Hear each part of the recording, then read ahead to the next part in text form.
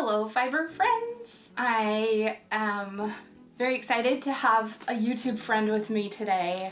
This is Charlie from the Stitchery. Hello. She's in town for H&H Americas. That's where we will be tomorrow.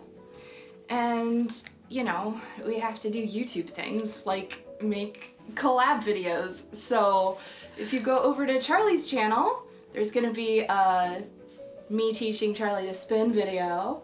And here I am gonna try and spin embroidery thread, and then I want you to judge me. I want you to judge my yarn. Like, don't hold back. So judgmental. So that's what we're doing. I'm going to try some different fibers, some different textures maybe, and then Charlie's gonna play do some different stitches and see how hand spun embroidery floss holds up. Yeah, I'm very curious. I'm also curious. I've never stitched with hand spun yarn, floss, anything. I don't think I have. So, you know, is it just gonna fall apart and be awful? Is it gonna shred? Is it gonna be not worth it at all? Pill. I don't know. Or will it have a delightful texture? Yeah. And be so pleasant. Maybe. So you're trying out the first one I did, and that is cotton. A cotton floss? Specifically Egyptian cotton. Fancy. Egyptian cotton 2-ply. Well, it has a longer staple length, so that helps it hold together, and it's kind of real smooth instead of like fluffy, fuzzy cotton. Yeah, it could be that way too. Yeah. Just depends on how you prep it and spin it. All right, well, you are stitching with that one. I'm gonna spin something. Go for it. So what else do you want to try after the cotton? I'll take anything. We just so often stitch with cotton. So I think anything that's not cotton is interesting. I'd like to try silk just because I'm silk. curious about silk, so let's do silk next. Sounds great. I'll grab some silk. So we've established that this is about half the width of a 6-strand cotton embroidery floss. Because it has the texture to it of the twist, it does work in this needle, but it would do better in a bigger needle. It'll be fine in this needle, so I don't need one. But it's kind of hard to thread because you feel all the bumps going through, so Like it doesn't slide through. Like when you come out of the grocery store and they've got the rumble strip for the carts. Yeah. And it's like boo boo boo boo boo boo boo. Actually, yes. Which, honestly, I think some people might prefer because it means that your thread doesn't want to go through the needle. So if you're a person who, like, your needle's always coming unthreaded while you're stitching, using a smaller needle eye, it might be harder to thread it at the beginning, but then you're not gonna, like, lose your thread as you go. So it kind of is personal preference. That works. But let's see how it does on fabric. Because that yarn is more firm, I bet the French knots stand up real nice. Oh yeah. Like they have a lot of body. Yeah. Cool. Only 2 wraps in there. They look like roses, which it's funny how different French knots can look, and yeah, some of them are very flat. Well, that's cool. Or like you don't see the texture and the knot part of it, you just kind of see a lump. That's interesting too, though, because if you were doing something that you wanted to have a lot of like real 3-dimensional texture, then like making sure it is a firm yarn would be the way to go. Yeah. To get the body of it. I guess it's yet another reason why people are not as interested in exploring different flosses for needlework, is because you do have so many, or I should say for embroidery, you have so many different stitches. And so it's kind of like, well, if you want a different texture, you just do a different stitch. Like there's 300 plus to choose from. Sure. I think people who are embroidering are just like, well, I'm just going to use a bunch of different stitches rather than a bunch of different flosses. Maybe it gets overwhelming when you can't, because like cross stitch is 1 stitch. And then like your outline stitch, I guess. And then like needlepoint is really, you're narrowed down in the world of stitches so you can explore the flosses. And I suppose it could get overwhelming to people if it's like, well, there's 300 plus stitches and there's also like 150 different flosses you can use. But if you're a person who likes exploring and experimenting, it can be a lot of fun. Yeah. And there are artists that I follow, embroidery artists who I follow, who use various different types of thread and create just the most amazing artwork with it. I would say the experience of sewing with this one is very similar to using cotton pearl floss because of that texture. Yeah, so you made a cotton pearl.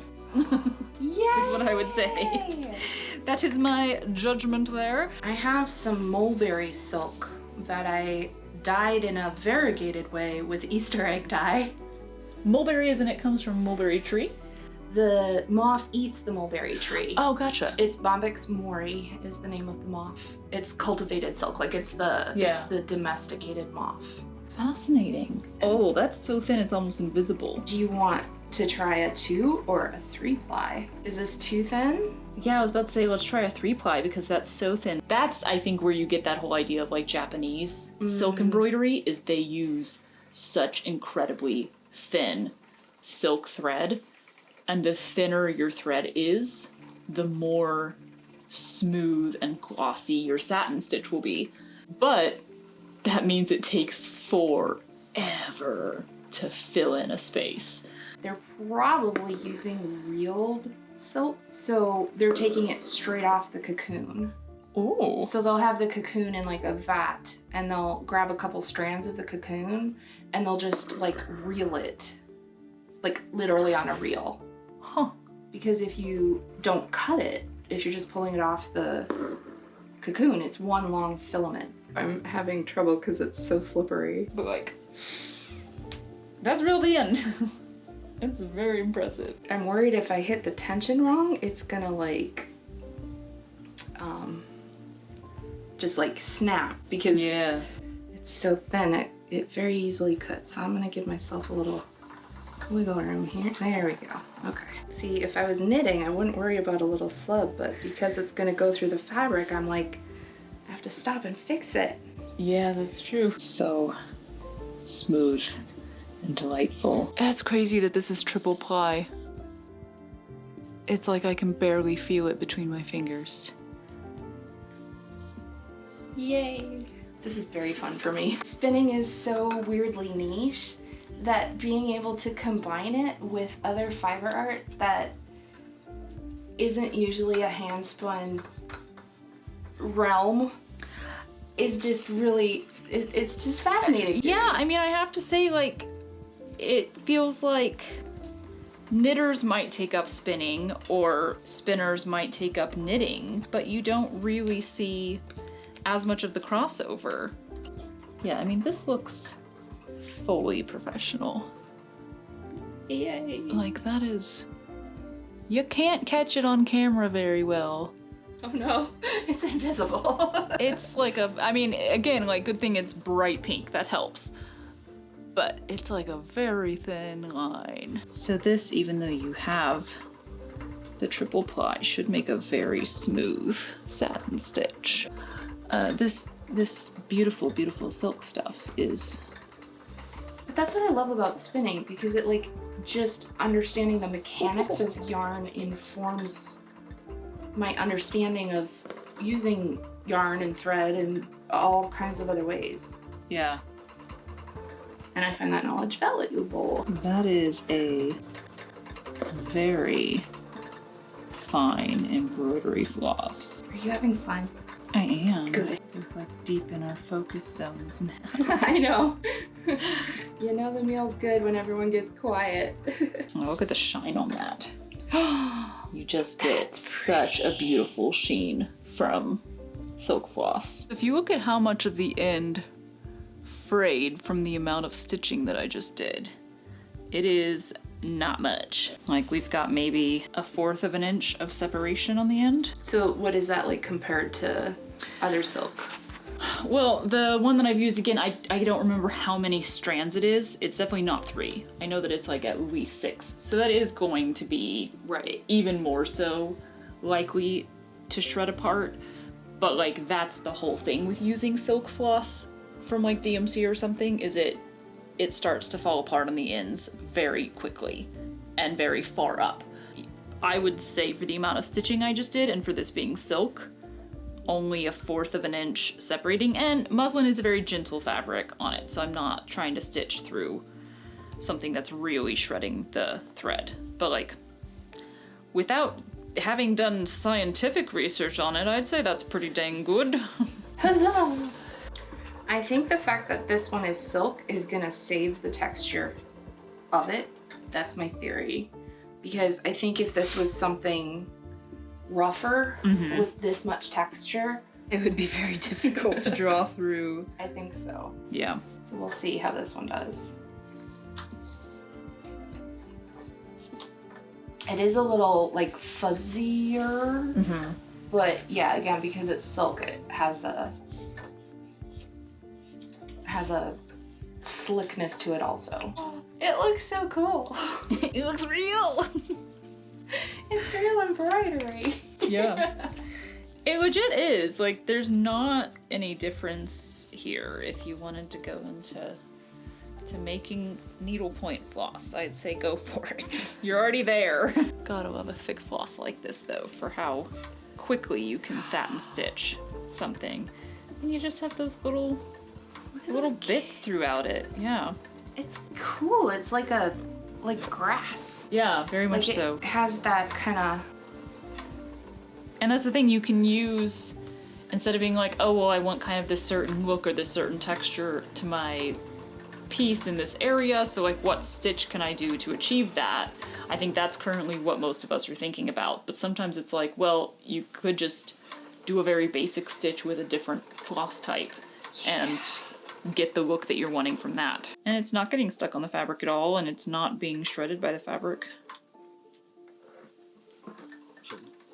Again, probably because I'm using a giant needle, which is so helpful. Yeah, so if you are using like a really textured floss, sometimes just using a giant needle will protect the floss, because then your needle itself is making a big enough hole in the fabric.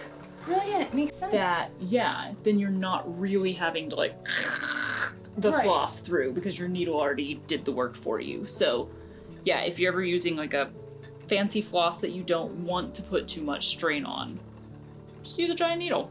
Right. Make the needle do the work. I enjoyed that one. That was a good textured floss. I mean, look at those fun, chunky French knots. That's so fun. And it didn't really, like, you have the bits that are sticking off from this floss because they were always sticking off from this floss, but it didn't really shred any further as I stitched with it. Like, it wasn't coming apart more. It was just as textured as it's always been. Kind of the same way that you guys do art yarn. Like, I think it's not as common in needlepoint or in embroidery yet, but this would be like an art floss, almost, because of the texture and the variation and the little things coming off, and you would do something artistic with it. As opposed to, you know, putting it in your average, like, let's stitch a rose embroidery kit. Yeah. Yeah. I think it's interesting to try one that is the same material, but different number of plies, so different. This one was spindle spun. What is that? That is a blend of wool and bamboo rayon. Ooh, very smooth. Do you want to try it? Yeah, let's do it. Do we want a 2 or a 3 ply? I think you could do a 3 with that.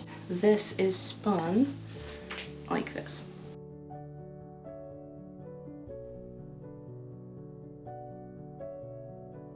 It's so fine and tiny. So because it's so small and the diameter is narrower, it can spin really fast, and so it gets a lot of twists, so you can do it thinner. Yeah. Because it needs more twists to hold up. And now the neatest trick with this one, you get this off, you take the stick out of the middle, and then you slide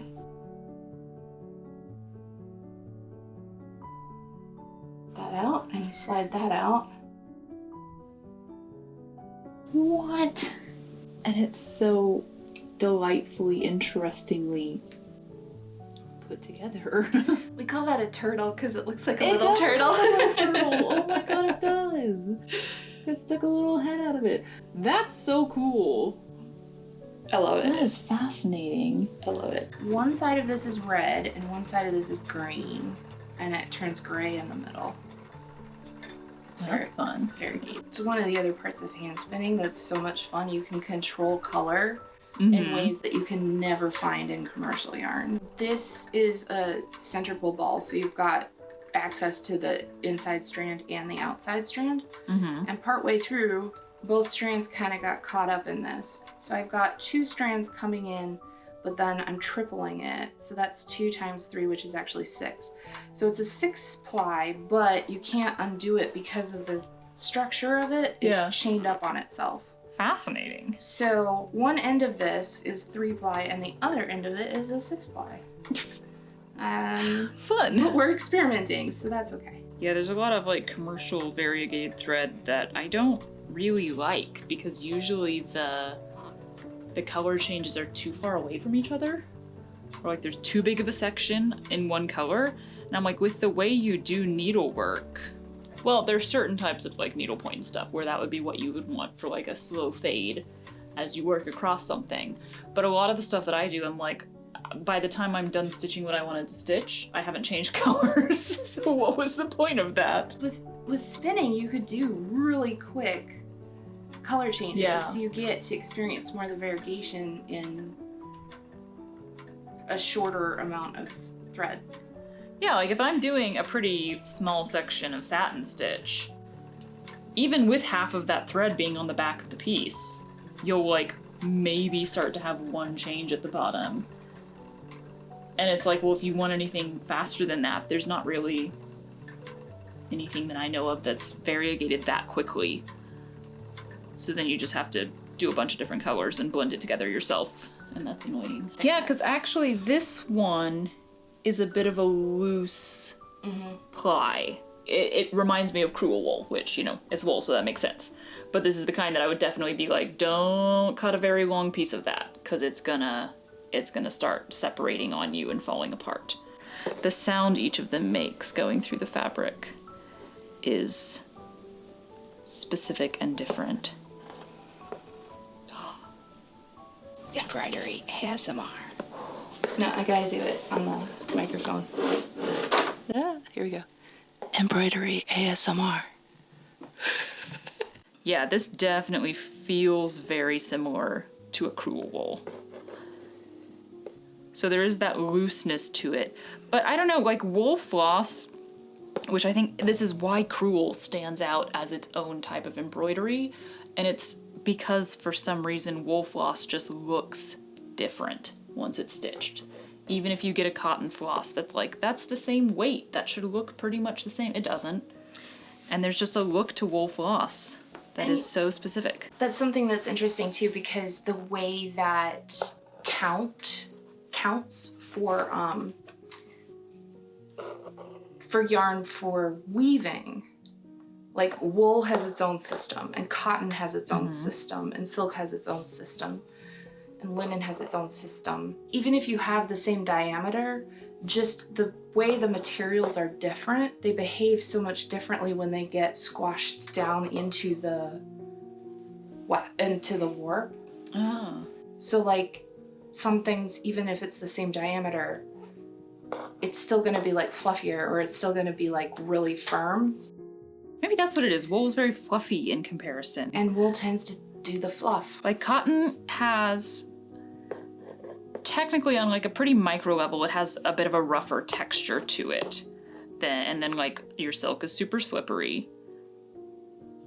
But yeah, it's like there's a difference between this and this. This is specifically like I made textured floss. But this, you can hear it in that how it draws through the fabric. You can hear that roughness. And it just gives you this very... That one's like, I will be rougher the more you use me. Yeah, right? And I think it just automatically looks a little historical. Like we associate crewel with the more historical stuff, even if you do a very modern design, which is something a lot of people do now, is like bright colors and a more modern design. And it's like it still has a historical vibe to it. And I think it's just the look of wool floss. That's why I want to find some antique floss and duplicate it, because I could. I'd be fascinated. If I knew what the twist angle and diameter was, and what the material is, I can make it exactly the same. There's also just, there's not enough examples of crewel embroidery, even in England, where they celebrate it and they keep teaching it and everything. You go to the museums there and I'm like, where's the embroidery? Where is it? I know that you guys still have it. You can search the images online and you can find stuff, but I'm like, why is this not in the museums on display for me to look at and gawk at, please? Let me gawk at your crewel. There's never enough in the museums for me. I'm like, give me more. I think, what was it? The Louvre I walked through, just being like, let me see if I can find any examples of needlework here. And I think there was one. There's such a divide between like fine art and, oh, it's a craft. Yeah. And I find that interesting for a lot of reasons, like class division reasons and like access to the art reasons, and like there's so much, like what a common average general person could make in their living room can't be the same as fine art, because then everybody has access to fine art because everybody can make it because it's right. So then we have folk art because it's art of the folk. Yeah. And I just like the way that we've arbitrarily distinguished what's craft or folk art or fine art or etc. It's just, I don't know. I just find it interesting how people make those distinctions and well, and you know what's where they draw the fascinating lines. is tapestries are a fiber art that you can find in like any European museum. Like tapestries are big and they're usually these epic scenes, and so it feels similar to a painting. And so like now it's art because it's big and it has like people in it and it's like an image of something. And so they get displayed like they're art, and it's one of the most common fiber arts to see in any museum is like the tapestry weavings. Like, why are you not putting up the handkerchiefs where people did the detailed little embroidery on the corners? Those like, are beautiful. That's also a fiber art. But Right. it's like, well, it's small and it's not like an epic story of people getting killed on a battlefield or going hunting. So like, But who cares? the Bayou tapestry is Bayou embroidery. And there's multiple tapestries that are actually embroidery and not weaving. Did you hear about the toddler that scratched a painting? No. It was unprotected in a museum, and like a toddler scratched it and left a mark on it, and it was like this multi-million-dollar painting or something. But like, I heard someone talking about it and they said that they thought the toddler made it more interesting. Yeah, I'd buy that.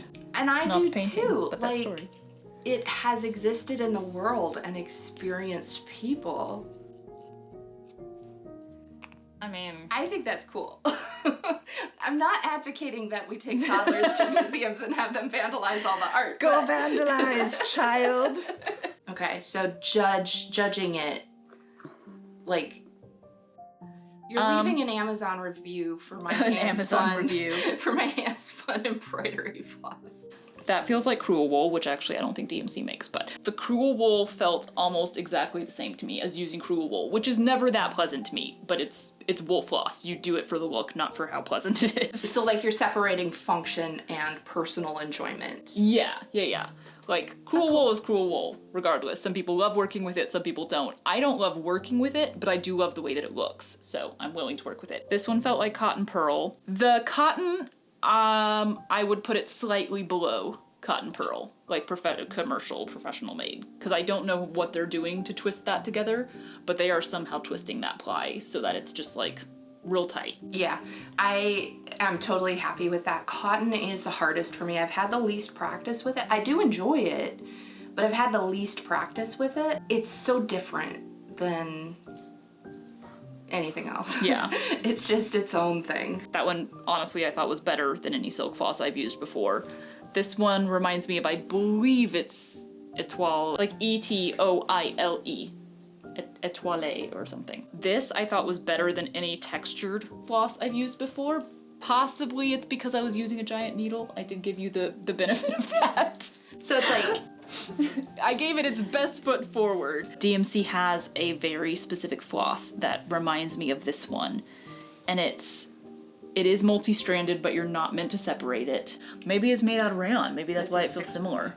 But yeah, it's sort of a thicker floss like this, but you're not meant to separate it at all. With it being 6-ply, feels very different, and I'm very much enjoying it. It's nice and smooth, but then it's thick enough that you can get stuff on there quickly. It's got a great texture. And despite being the same fiber as this one, this feels quite different to sew with. So, when you think crewel wool 2-ply, the next step up when it comes to wool floss that I think is tapestry wool, which I believe is 4-ply. So it's like, oh, well, obviously this isn't 4-ply, but I'm like, oh, it's bigger than crewel wool, it'll feel kind of like tapestry wool, but this doesn't. Tapestry wool has quite a roughness to it, and feels more like a bigger crewel wool. So I don't know if it's like because as we got bigger, the rayon is coming out more or something, because this really felt like the wool, and this one feels more like a bamboo or a rayon. It's the smoothness of it is really coming out in the thicker size. Interesting. It is interesting, and this one's very enjoyable to stitch with. That goes to show how your plies can totally change the your plies, your weight. Yeah, very much so. And I think having that extra size to it. Oh yeah, you get a nice little chunky French knot out of that. Oh, look at that chunk. So beautiful, and it's got that slight variation in there. So yeah, like all of these, I would say, have a comparable commercially produced floss. And this felt basically the same. I'm so glad you came and you were willing to do this with me, because like, I don't know, I'm just getting such a thrill out of this. There we go though. None of them ever felt like using a handspun floss. Amazing. Honestly. Amazing. If you ever have a weird project and you need something really specific, you know how to find me. Go full art-wise.